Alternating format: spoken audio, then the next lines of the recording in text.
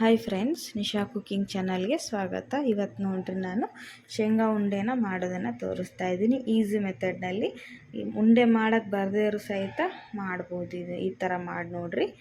ಈಗ ನಾನಿಲ್ಲಿ ಅರ್ಧ ಕೆಜಿಯಷ್ಟು ಶೇಂಗಾ ತೊಗೊಂಡಿದ್ದೀನಿ. ಒಂದು ಬಟ್ಲು ಕೊಬ್ಬರಿ ಸುಸ್ಲ ತೊಗೊಂಡಿದ್ದೀನಿ, ಒಣ ಕೊಬ್ಬರಿ.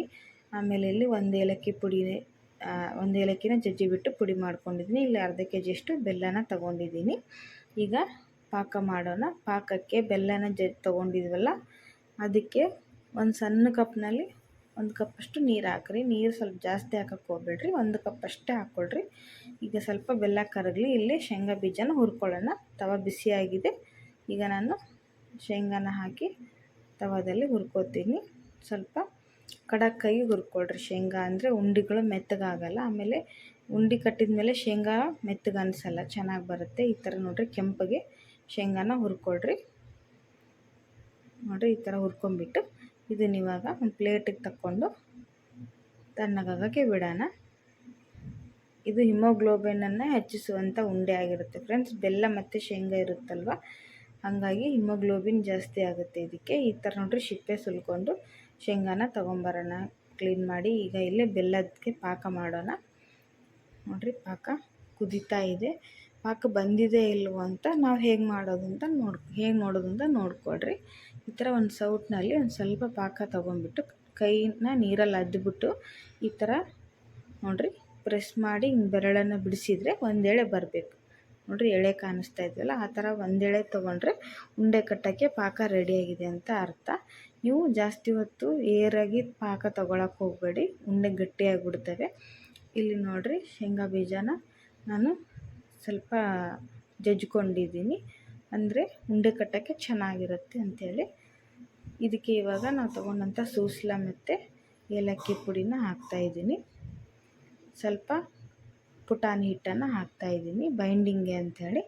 ನಿಮಗೆ ಪುಟಾಣಿ ಹಿಟ್ಟು ಬೇಡ ಅನ್ನೋರು ಸ್ಕಿಪ್ ಮಾಡ್ಬೋದು. ನಾನು ಸ್ವಲ್ಪ ಹಾಕ್ತಾಯಿದ್ದೀನಿ. ಇದನ್ನು ಚೆನ್ನಾಗಿ ಮಿಕ್ಸ್ ಮಾಡೋಣ. ನೋಡಿರಿ, ಇಲ್ಲಿ ಮಿಕ್ಸ್ ಮಾಡಿದಂತಹ ಶೇಂಗಕ್ಕೆ ನಾವು ಮಾಡಿಟ್ಕೊಂಡಂಥ ಪಾಕನ ಹಾಕ್ರಿ.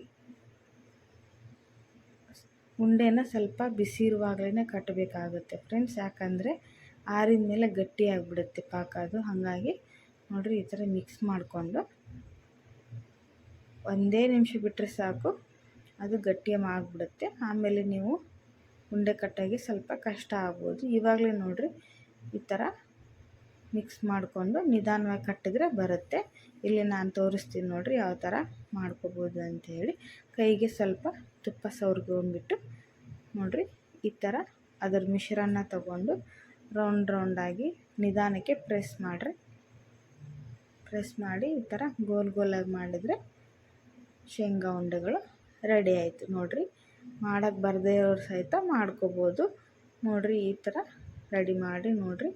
ಈಗ ನೀವು ಕೈಲೇ ನಮಗೆ ಉಂಡೆ ಕಟ್ಟಕ್ಕೆ ಬರಲ್ಲ ಅನ್ನೋರು ಈ ಥರ ಪ್ಲಾಸ್ಟಿಕ್ ಕವರ್ನಲ್ಲಿ ಹಾಕ್ಕೊಂಡು ಈಸಿಯಾಗಿ ಮಾಡ್ಕೊಳ್ಳೋಂಥ ಮೆಥಡನ್ನು ತೋರಿಸ್ತೀನಿ ನೋಡಿರಿ. ಪ್ಲಾಸ್ಟಿಕ್ ಕವರ್ನಲ್ಲಿ ಹಾಕಿ ನಿಮಗೆ ಬೇಕಾದ ಗಾತ್ರದಲ್ಲಿ ನೋಡಿರಿ, ಈ ಥರ ನಿಧಾನಕ್ಕೆ ಕೆಳಗೆ ಹಿಂಗೆ ಪ್ರೆಸ್ ಮಾಡ್ತಾ ಹೋದರೆ ಗೋಲ್ ರೌಂಡ್ ಶೇಪ್ನಲ್ಲಿ ಉಂಡೆಗಳು ರೆಡಿ ಆಗುತ್ತೆ. ನೋಡಿರಿ, ಕೈಗೂ ಅಂಟಲ್ಲ. ಉಂಡೆ ಕಟ್ಟಕ್ಕೆ ಬರದೇ ಇರೋರು ಈ ಥರ ಈಸಿಯಾಗಿ ಉಂಡೆನ ಮಾಡ್ಕೋಬೋದು ಫ್ರೆಂಡ್ಸ್. ಈ ಶೇಂಗಾ ಉಂಡೆ ರೆಸಿಪಿ ನಿಮಗೆ ಇಷ್ಟ ಆದರೆ ಫ್ರೆಂಡ್ಸ್, ನಮ್ಮ ನಿಶಾ ಕುಕಿಂಗ್ ಚಾನಲ್ಗೆ ಸಬ್ಸ್ಕ್ರೈಬ್ ಮಾಡಿರಿ. ತಪ್ಪದೆ ಬೆಲ್ ಐಕನನ್ನು ಪ್ರೆಸ್ ಮಾಡಿರಿ. ನೋಡಿರಿ, ಶೇಂಗಾ ಉಂಡೆ ರೆಡಿ ಆಯಿತು. ಕೈಗೆ ಸ್ವಲ್ಪ ಕೂಡ ಅಂಟಲಿಲ್ಲ. ಈ ಥರ ಉಂಡೆಗಳು ರೆಡಿಯಾಗಿದೆ. ನಿಮ್ಗೆ ಇಷ್ಟ ಆದರೆ ಲೈಕ್ಸ್ ಆ್ಯಂಡ್ ಶೇರ್ ಮಾಡಿರಿ. ನೋಡಿರಿ, ಉಂಡೆಗಳು ರೆಡಿಯಾಗಿದೆ.